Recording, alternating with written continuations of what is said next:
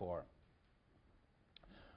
In one sense, there seems to be a genuine moral content to Hobbes's laws of nature, which can be reduced to a single formula: seek peace above all other goods.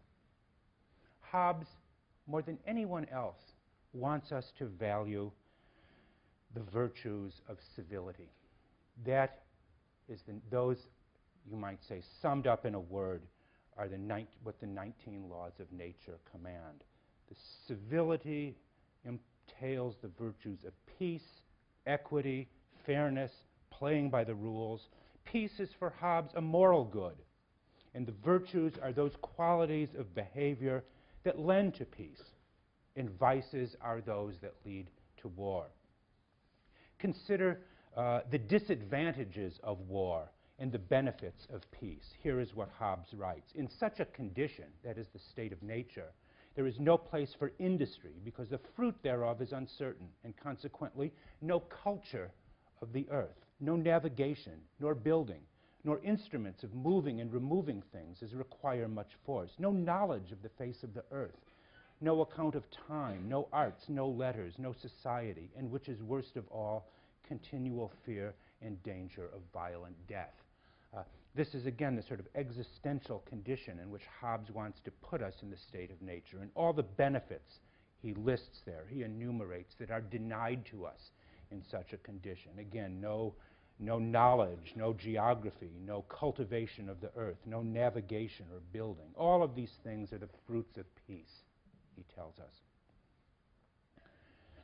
But at this point, a careful reader, such as all of yourselves, no doubt, would no doubt be suggesting, I've gone too far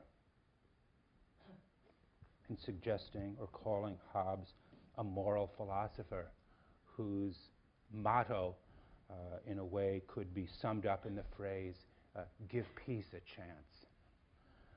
Is that what Hobbes believed? Why is peace the highest good anyway? I mean, why not justice? Why not honor? Why not piety? Why not the examined life? What makes peace so good for Hobbes?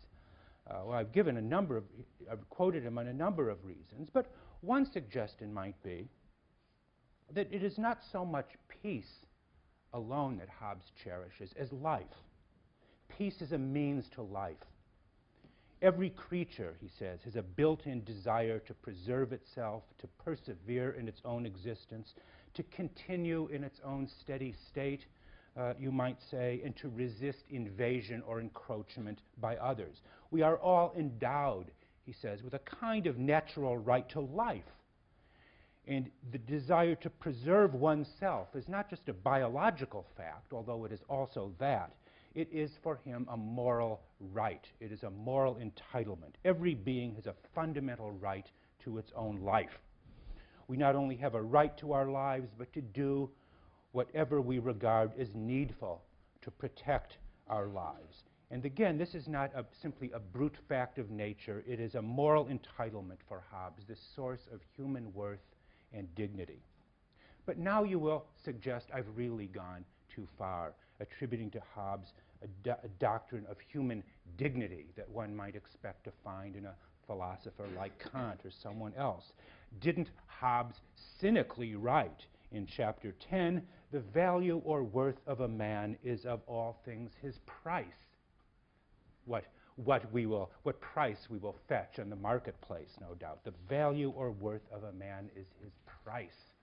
A phrase incidentally quoted by Karl Marx to indicate the sheer heartlessness of kind of the bourgeois society that Hobbes was hoping to bring about. And doesn't Hobbes's materialism and his sort of mechanistic theory of nature seem to detract from any inherent worth of the individual?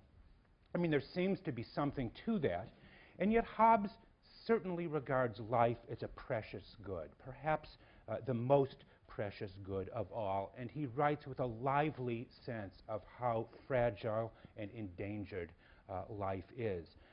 The work as a whole can be seen as an effort to dispel what he believes to be false beliefs, false doctrines and beliefs that disguise the truth from us. truth about the value of life. For example, beliefs about the afterlife and all beliefs that detract from an appreciation for the value of life as it is. This provides the moral basis of what I would call Hobbes's humanitarianism. And yet, that humanitarianism seems to raise further problems. Does Hobbes's attempt to instill in us, the readers of his book, his attempt to instill in us an appreciation for life and the value of life, does this simultaneously create an aversion to risk, an extreme fear of conflict and challenge or disorder? You could say, is this constant fear that Hobbes harps on, fear of death and the value of life, to put it rather rudely, is this not another word for cowardice? Does Hobbes's emphasis on the preservation of life as the supreme moral value, does this turn his mighty Leviathan into a kind of commonwealth of cowards? Where Aristotle made the courage of men in combat a central virtue of his ethics, Hobbes pointedly omits courage from his list of the moral virtues. At one point, he even suggests that courage is really just a species of rashness, and his example of courage comes from duels and duel fighting, which he says will be always honorable but are unlawful. For duels, he says, are many times effects of courage, and the ground of courage is always strength or skill, though for the most part, he says, they be effects of rash speaking and the fear of dishonor in one or both of the combatants. In other words, courage for him, again, is a form of vanity or pride, the desire not to appear less than another. It is a form of rashness, he says. And that suspicion is further carried out in Hobbes's very interesting treatment of military conscription, which he talks about in chapter 21. There he describes battle, as he says, a mutual running away. Two armies confronting one another, he describes as a mutual running away. And furthermore, he says, when it comes to conscription, there should be allowance made for those that he calls men of natural timorousness. Natural timorousness. Cowards, in other words. A man that is commanded as a soldier, Hobbes writes, to fight against the enemy, though his sovereign has the right enough to punish his refusal with death, may nevertheless, Hobbes writes, in many cases refuse without injustice, as when he substituteth a sufficient soldier in his place. In other words, Hobbes's view of this is, why do the fighting yourself if you can get someone else to do it for you?